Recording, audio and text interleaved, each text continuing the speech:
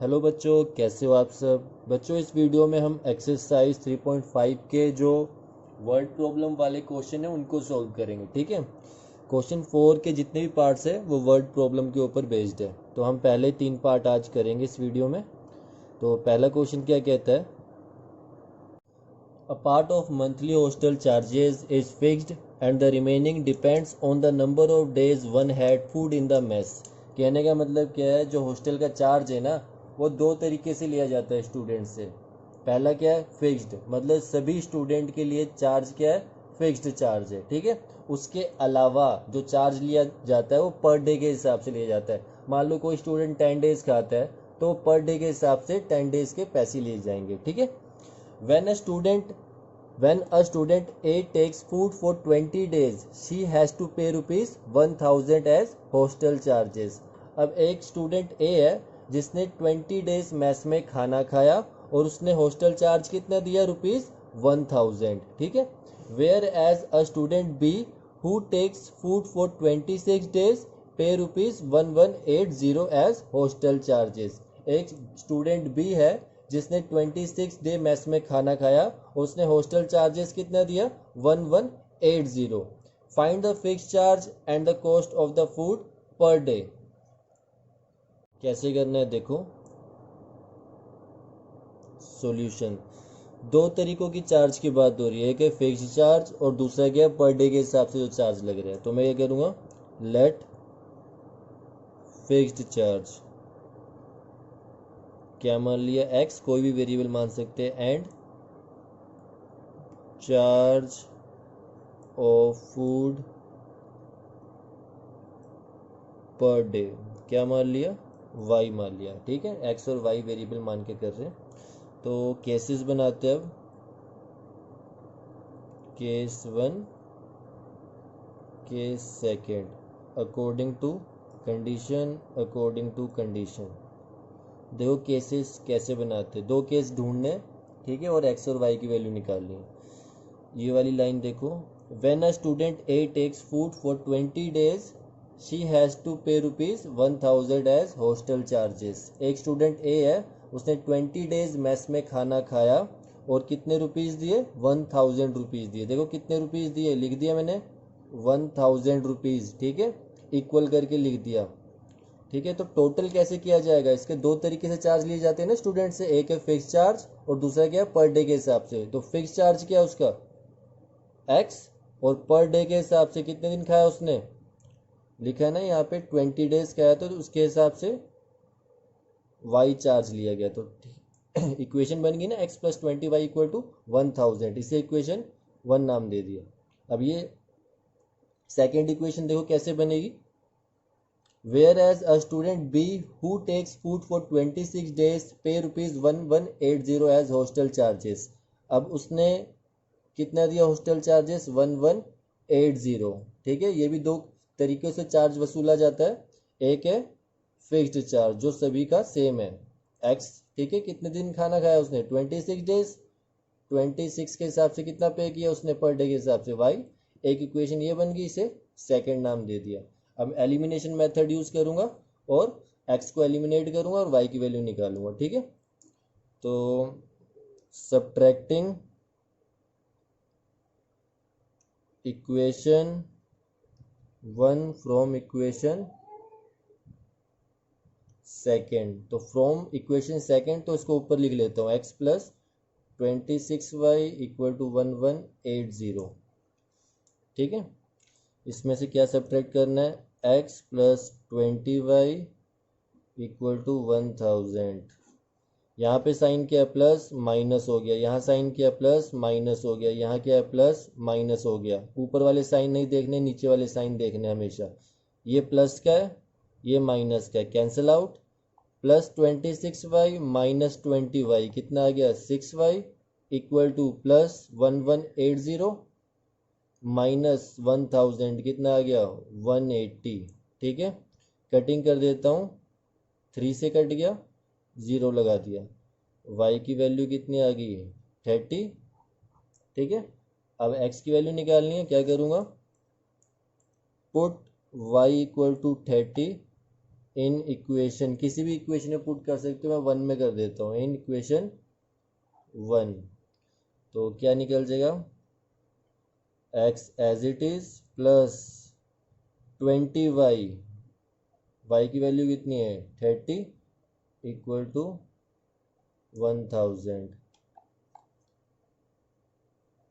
x कितना आ गया 2 3 जा 6, 2 0 लगा दिए, 1000, x कितना आ गया 4000। ठीक है, तो लास्ट में आप क्या लिखोगे, therefore fixed charge x माना था कितना है 400, comma charge of food per day क्या माना था y कितना है वो 30 रुपीज़, यहाँ पे भी रुपीज़ लगा लो। ठीक है, तो ये आपका फाइनल आंसर है। फोर्थ का सेकंड पार्ट क्या कहता है, fraction becomes 1/3 when 1 is subtracted from the numerator. कहने का मतलब है कि फ्रैक्शन क्या बन जाता है 1/3 बनता है। कब बनता है, जब मैं न्यूमरेटर में क्या सब्ट्रैक्ट करता हूँ 1 को सब्ट्रैक्ट करता हूँ। ठीक है, and it becomes 1/4 when 8 is added to its denominator. अब 8 किसकी बात कर रहा है, फ्रैक्शन की बात ही कर रहा है वो, कह रहा है वो फ्रैक्शन 1/4 बन जाता है। कब बनता है, जब मैं उसके डिनोमिनेटर में 8 को ऐड कर रहा हूँ। ठीक है, फाइंड द फ्रैक्शन, तो मुझे क्या फाइंड करना है, फ्रैक्शन को फाइंड करना है। तो सॉल्यूशन देखो कैसे करना है, सॉल्यूशन फ्रैक्शन को फाइंड करना है ना, लेट रिक्वायर्ड फ्रैक्शन मैं क्या मान लेता हूँ x/y equal to x/y, where x is numerator and y is denominator. ठीक है, कोई भी वेरिएबल x y माना है, आप a भी ले सकते हो, ऐसा कुछ नहीं है।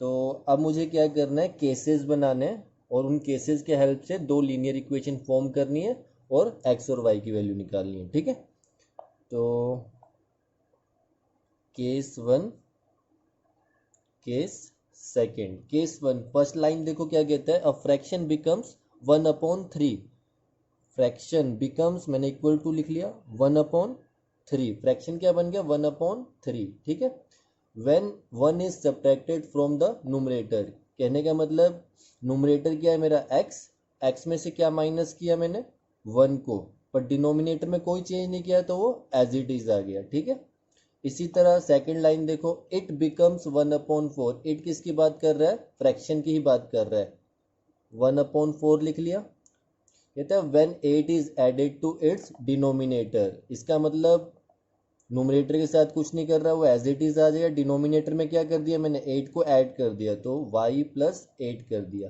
ठीक है, अब क्या करना है, क्रॉस मल्टीप्लाई करना है, तो ये आ जाएगा 3x - 3 = y, इसी तरह ये आ जाएगा 4x y + 8।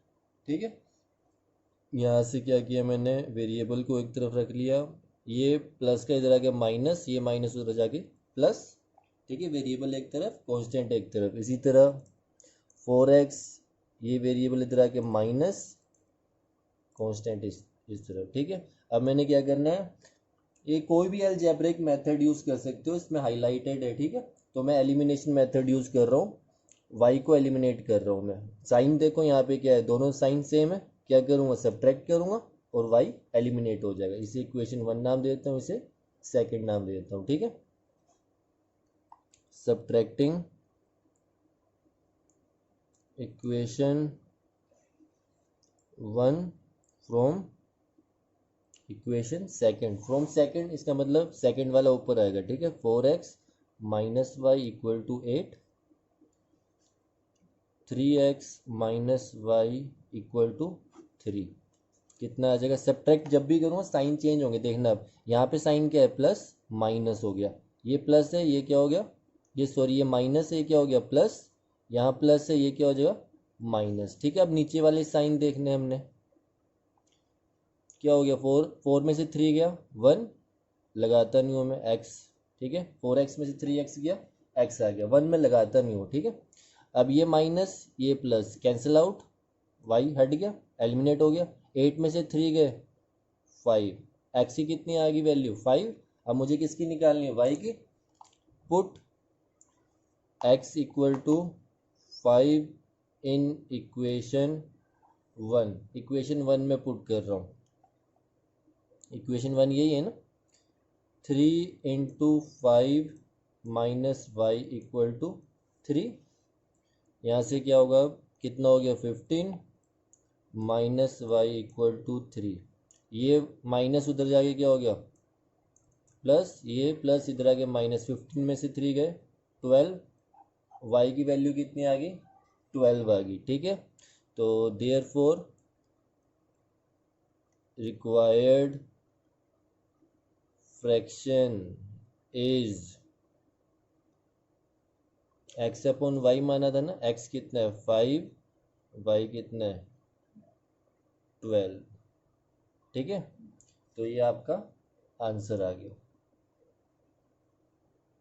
नेक्स्ट क्वेश्चन की तरफ चलते हैं। Yash scored 40 marks in a test, getting 3 marks for each right answer and losing 1 mark for each wrong answer. कहने का मतलब क्या है, यश को किसी टेस्ट में 40 मार्क्स दिए गए हैं। ठीक है, और उसे ईच राइट आंसर के 3 मार्क्स दिए गए हैं और ईच रॉन्ग आंसर के उसके 1 मार्क्स डिटेक्ट कर लिए, मतलब काट लिए गए हैं। ठीक है, had 4 marks been awarded for each correct answer and 2 marks been deducted for each incorrect answer, then Yash would have scored 50 marks। यश के 50 मार्क्स कब आते हैं, जब उसको 4 मार्क्स दिए जाते हैं सही क्वेश्चन के और 2 मार्क्स उसके काट लिए जाते हैं गलत क्वेश्चन के। ठीक है, how many questions were there in the test, तो मुझे ये बताना है कि टेस्ट में कितने क्वेश्चन थे। तो देखो कैसे सोल्व करना है, सॉल्यूशन की तरफ चलते हैं। सॉल्यूशन, ठीक है, इसमें जो नंबर ऑफ क्वेश्चंस है ना वो 2 टाइप के, एक है राइट और एक है रॉन्ग। तो मैं इनको सपोज कर लेता हूँ, let number of right answers क्या मान लिया x, इसी तरह let number of wrong answers क्या मान लिया बच्चों y मान लिया। ठीक है, वेरिएबल डिसाइडेड हो गए। अब मुझे केसेस बनाने और उनके बेस पे 2 लीनियर इक्वेशंस मिलेगी और x और y की वैल्यू मिल जाएगी। ठीक है, तो case 1 case second according to condition, according to condition.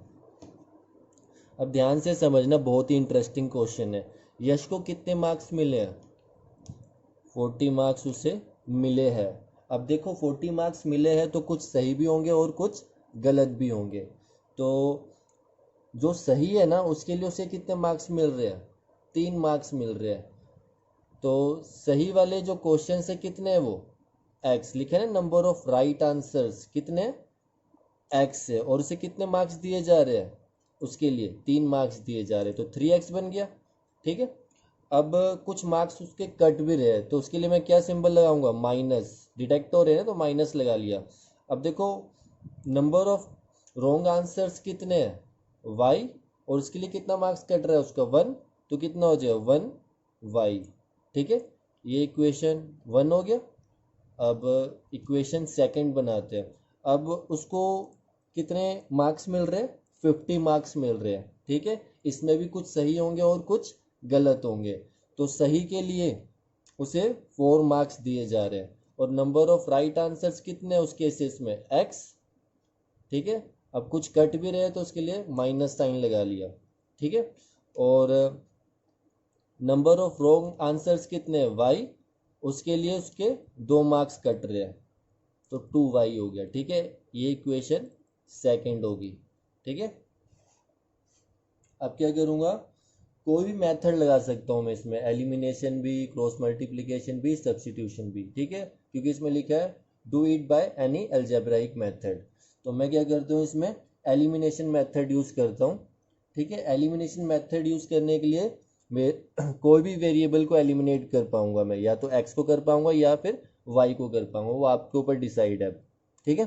तो यहाँ पे क्या है, वाई का कोफिशिएंट 1 है और यहाँ पे वाई का कोफिशिएंट क्या है 2, ठीक है। कोफिशिएंट हमेशा सेम बनाने एलिमिनेट करने के लिए, तो मैं क्या करूँगा, इस इक्वेशन को क्या करूँगा, 2 के साथ मल्टीप्लाई कर दूंगा, ठीक है। 2 के साथ जैसे मल्टीप्लाई करूँगा यहाँ क्या बन जाएगा 2y है ना, और यहाँ भी 2y है, तो y एलिमिनेट हो जाएगा। तो मैं क्या करूँगा, मल्टीप्लाई इक्वेशन 1 बाय 2, ठीक है। तो कितना हो जाएगा, 2 से दोनों तरफ मल्टीप्लाई करना है, कितना हो जाएगा 6x minus 2y equal to 80, ठीक है। इसे इक्वेशन थर्ड नाम दे देता हूँ, ठीक है, इक्वेशन थर्ड होगी। अब मैं क्या करूँगा, subtract equation second from equation third, ठीक है। फ्रॉम इक्वेशन थर्ड, तो ये वाला जो इक्वेशन है ऊपर लिखी जाएगी 6x minus 2y equal to 80, और ये वाली नीचे लिखी जाएगी, कितना आ जाएगा 4x minus 2y equal to 50, ठीक है। अब यहाँ पे क्या साइन है, प्लस, क्या हो जाएगा माइनस, यहाँ माइनस से क्या हो जाएगा प्लस, यहाँ प्लस से क्या हो जाएगा माइनस, ठीक है। अब ऊपर वाले साइन नहीं देखने हैं, नीचे वाले साइन देखने हैं, एक प्लस है एक माइनस है। 6x में से 4x माइनस किए कितना आ गया 2x, minus 2y plus 2y cancel out हो गए, y एलिमिनेट हो गया ना बच्चों। 80 में से 50 माइनस किया कितना आ गया 30, कटिंग कर दी, x की कितनी वैल्यू आ गई 15, x की वैल्यू निकल गई ना। अब क्या करना है, y की वैल्यू निकालनी है, क्या करूँगा, put x equal to 15 in equation 1, equation 1 में पुट कर दिया मैंने, ठीक है। कितना आ जाएगा 3 into 15 minus Y equal to 40, ठीक है। ये कितना हो गया 45 माइनस वाई इक्वल टू 40, ये माइनस उधर जाके प्लस, ये 40 इधर आके माइनस, 45 माइनस 40 कितना आ गया, y कितना आ गया बच्चों 5, ठीक है। तो क्वेश्चन में क्या पूछा है, क्वेश्चन में पूछा है कि how many questions were there in the test, ठीक है। इसका मतलब टोटल नंबर ऑफ क्वेश्चन पूछा है, therefore total number of questions क्या हो जाएगा x प्लस वाई होगा ना, यही होगा ना total number of questions. x कितना निकला है 15 प्लस y कितना है 5, कितना आ गया आंसर 20। तो टोटल नंबर ऑफ क्वेश्चंस कितने थे बच्चों टेस्ट में 20, ठीक है।